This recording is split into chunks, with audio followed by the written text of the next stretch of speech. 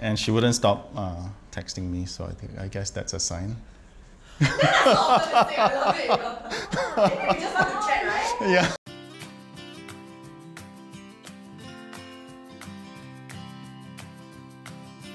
She was overseas. She decided to go back to school. So we weren't sure whether she was coming back, which was why there was a bit of a blurry period. So when she did decide to come back, that's when we got together, towards the end of 2013. Yeah. So when I met her, we got along quite well. So when the topic of kids came up, I think we both agreed that it's fair to be married when we want kids. We're married for 2 years. But when did you start dating? 1 year before. So yeah, 2012. Wow, so you got married quite quick after dating. Yes. What made you so sure? Age maybe? No, I think it's time. I think you just know when you're comfortable with someone. Okay, so life before the kid was very carefree. We could travel, we could sleep in. So life after a kid was a total change for the both of us. Before the kid, we thought we got along perfectly fine, right? No disagreements, we agreed on almost anything. But with the kid, actually, a lot of the fundamentals came out. No right or wrong, I think just a different style. The job that I had back then was highly stressful.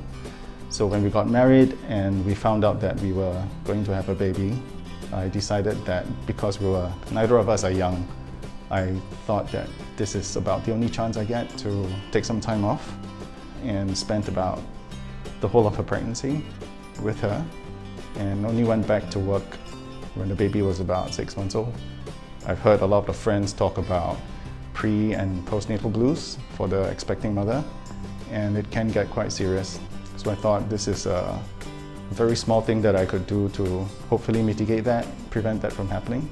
But for me, I went back after the kid is like almost a year old. Yeah, we were like full-time parents, not working, which was good.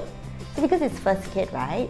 So yeah, I was like totally not equipped with any skills of parenting, and I think he did quite a good job, like teaching me at the same time being a father. Yeah, I think he has more opportunity to be with young children, like he has nephews and stuff. Family was of course a little bit concerned because if neither of us are working, then there's no income. On a consistent basis, come and ask, are you not going back to work? Then how are you going to afford the baby's expenses when the baby is born in the hospital? Some friends who have gone through pregnancies and or partners having postnatal blues would say this is a great thing to do. We actually didn't think about it very much. So financially, that was a terrible decision. We just thought that money can always be made back, but the time lost and opportunities lost would not be something we can get back.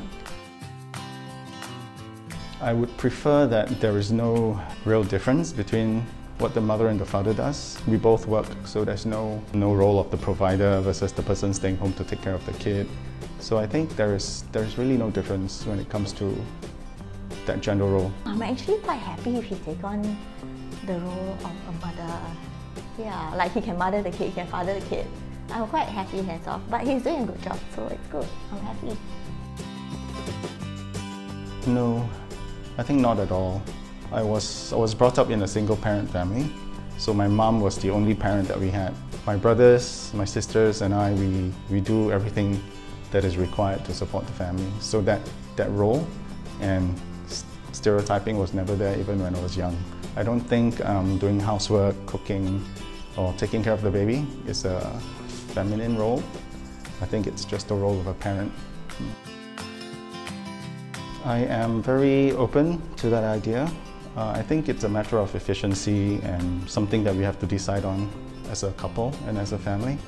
So if it comes a day when it's just more productive that she works, for example, if she's just making many more times than I do, given the same amount of hours, then I wouldn't be close to the idea that she works while I take care of the family.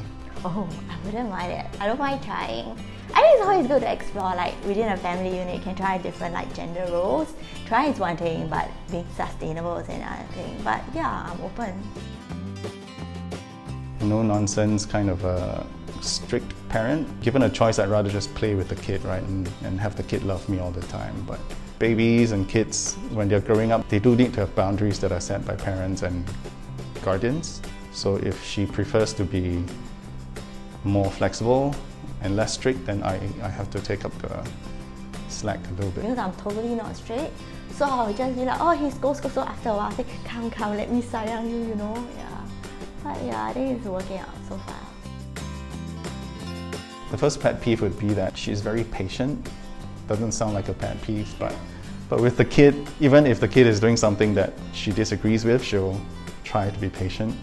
And then it builds up, and after a while she kind of explodes. So to me, I think it'll be easier to be firm on a consistent basis so that you don't have to blow up in the first place. I think that's actually the only thing, yeah. He's very particular about certain things, and there's no like grey area for him. So it's a yes or no, which is quite hard for me because I think I'm like, oh, I don't mind, you know, maybe maybe that's more like a woman thing. I think she's brave because when she was about 30, she just decided to go back to school.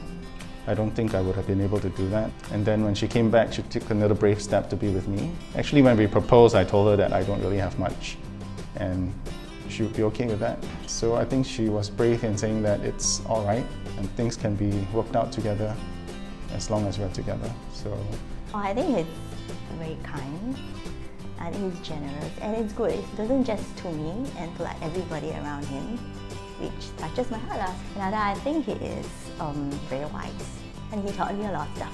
Like, hey, how can I never think of it that way? Yeah, I think it's a good blend between me and him.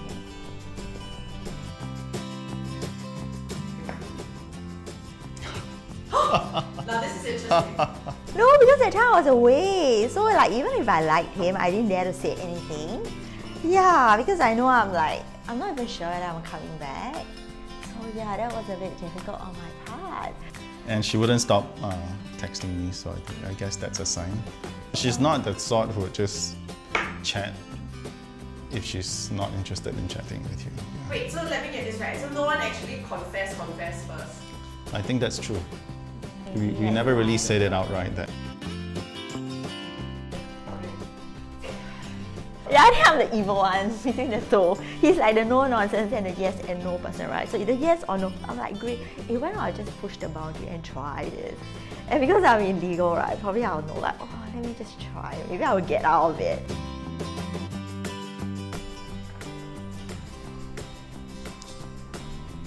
Used to be me before. Amber, which is my kid. But now with her, it's really hard to be alone in the toilet. She'll kind of knock on the door and say, Mama, Mama! I'll be like, oh, okay.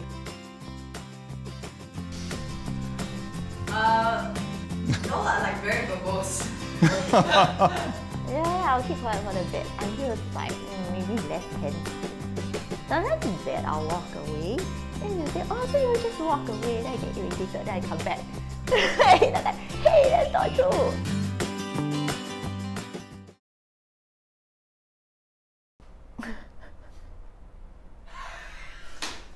Yeah, so I don't usually dance, so I think it comes out after I've had too much drinks.